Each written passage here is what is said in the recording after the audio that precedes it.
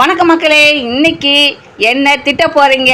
ஏன் தெரியுமா? இன்னைக்கு ஒரு அசம்பாவிதம் நடந்து போச்சு. என்னன்னு பார்த்தீங்கன்னா, இங்கே பாருங்கள், நான் சாம்பார் வைக்கிற இந்த குண்டானை போட்டு உடச்சிட்டேன். இங்கே பாருங்கள், நல்லா வளைஞ்சி போயிருக்குதா? எப்படி பார்த்தீங்களா? இதில் சாம்பார் வந்து ஒரு அரை குண்டா சாம்பார் இருந்துச்சு. வேலை முடிஞ்சு வீட்டுக்கு வந்து சாம்பாரை எப்பவுமே நான் சூடு பண்ணுவேன். இன்றைக்கி அதே போல் வேலை முடிஞ்சு வீட்டுக்கு வரும்போதே பூனை குறுக்கால போச்சுங்க. அப்பயே நான் கொஞ்சம் சுதாச்சிருக்கூடாதா? பூனை குறுக்கால போச்சு. பூனை குறுக்கால போனாலே எங்கள் வீட்டில் சண்டை நடக்குங்க.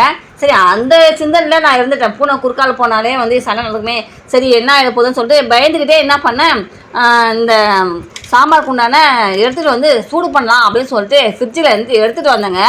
எடுத்துகிட்டு வரும்பொழுது கை வலிக்கு டபான்னு போட்டுட்டேன். இருந்த சாம்பார் எல்லாமே கீழே ஊற்றிக்கிச்சு.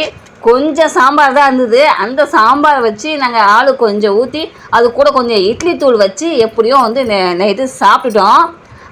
ஆனால் இந்த பாத்திரத்தை எங்கள் மாமா மறுபடியும் முறைக்கிறாரு. எங்கள் மாமா மாமா மாமா வாங்கி தருவில்ல, சாம்பார் இருக்குது, குண்டா வாங்கி வந்துருவில்ல, வாங்கி வந்துவியா? இது உடச்சதுக்காக ஒன்றும் உனக்கு பிரச்சனை இல்லையே.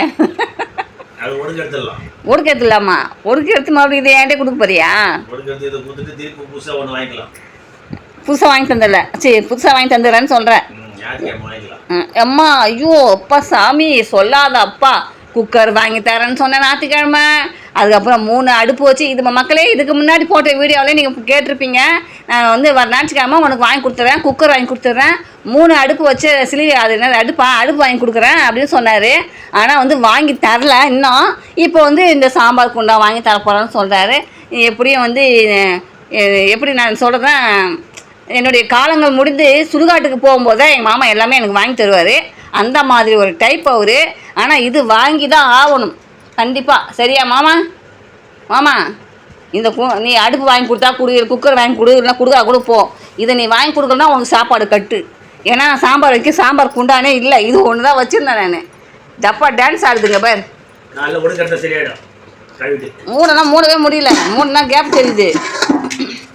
பாருங்க, மூடணும்னா வந்து சரியாக மூட மாட்டுது. இந்த பக்கம் வந்து மூடும்போது கேப் தெரியுது.